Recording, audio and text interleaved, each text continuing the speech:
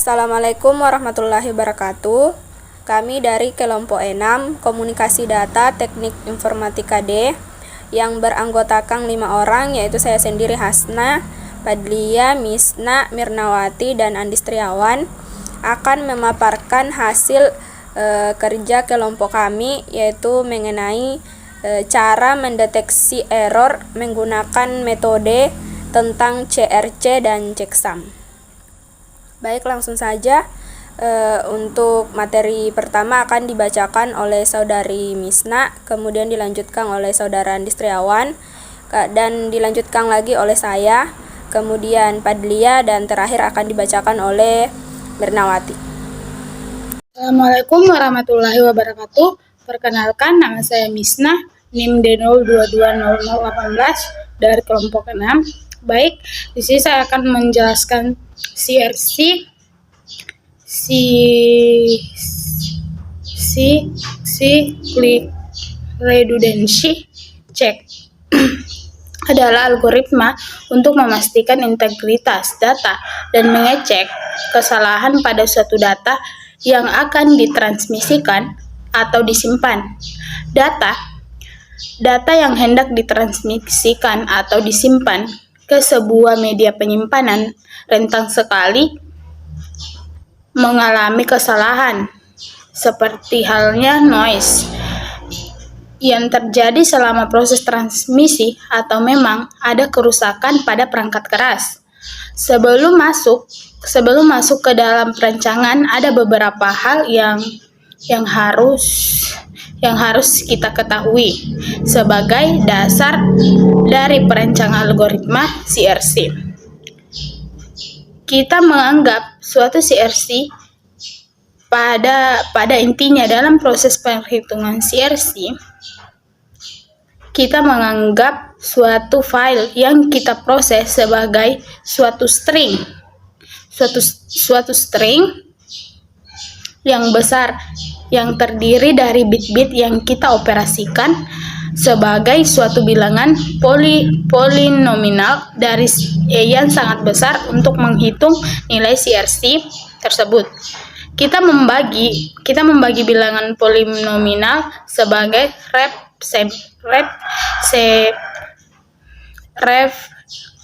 representasi dari untuk jenis varian CRC tertentu. Baik, terima kasih. Baik, di sini saya akan melanjutkan materi. Checksum adalah teknologi untuk memindah sebuah file di mana setiap file yang sama harus memiliki checksum yang sama. Dan bila nilai checksumnya berbeda meskipun 1 bit saja, maka file tersebut merupakan file yang berbeda walaupun memiliki nama file yang sama. Menurut Prihanto, dalam jurnal aplikasi otomatisasi maintenance perangkat lunak dengan fungsi Root Integrity Seekers dalam logika Fusiman, checksum atau handsum adalah suatu data dengan ukuran tetap yang dihitung dari suatu blok data digital dengan tujuan untuk mendeteksi kesalahan yang mungkin terjadi saat proses transmisi atau penyimpanan. Checksum digunakan untuk memverifikasi suatu data yang disimpan atau yang dikirim dan diterima. Setiap kali terjadi proses pengiriman data, checksum akan mengenali file tersebut untuk melihat apakah data yang diterima sudah sesuai dengan data yang dikirimkan. Fungsi inilah yang menjadikan checksum sangat efektif untuk melakukan pengecekan terhadap proses transfer suatu data. Baik, saya akan melanjutkan materi yang telah dipaparkan oleh saudara Andistriawan. Selanjutnya, metode CRC. Pertama, data diperlakukan sebagai bilangan biner 0 dan 1. 2. Bilangan ini dibagi dengan bilangan biner lainnya yang disebut polinomial. 3. Hasil sisa pembagian ini merupakan checksum CRC yang akan ditambahkan pada pesan yang akan ditransmisikan. 4. Receiver akan membagi pesan termasuk CRC yang dihitung dengan polinomial yang sama dengan polinomial yang digunakan oleh transmitter. 5. Jika sisa pembagian yang dilakukan oleh receiver ini sama dengan sisa pembagian yang dilakukan oleh transmitter, maka transmisi dapat dikatakan berhasil. B. Perhitungan untuk mendapatkan CRC.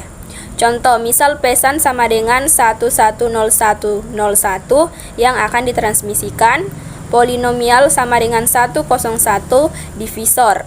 Pertama, pesan akan ditambahkan dengan bit 0 sebanyak lebar bit polinomial.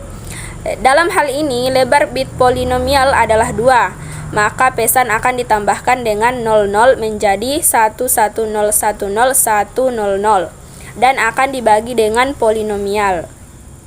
Kedua, pembagian ini sama saja dengan men-XOR-kan sebuah bit yang dibagi dengan bit pembagi.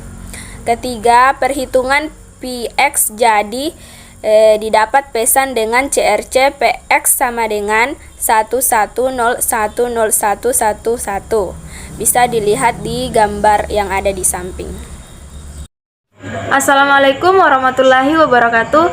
Perkenalkan, nama saya Padlia, NIM D0220013. Di sini saya akan melanjutkan materi yang telah dibahas oleh pemateri sebelumnya. Baiklah, langsung saja pada bagian C, memeriksa pesan pada receiver. Hal ini dapat dilakukan dengan 2 cara, yaitu cara pertama. 1. Pertama, receiver akan memisahkan pesan dan checksum. Kemudian akan menghitung checksum untuk pesan. Setelah menambahkan bit 0 sebanyak lebar bit polinomial. 2. Lalu receiver akan membandingkan kedua checksum tersebut, yang diterima dan yang dihitung. Jika kedua checksum tersebut sama besar, maka tidak terjadi error selama transmisi. Hal ini dapat kita lihat pada gambar di samping, yaitu memeriksa pesan pada receiver. Adapun cara kedua, yaitu 1. Receiver akan menghitung checksum untuk keseluruhan pesan. 2.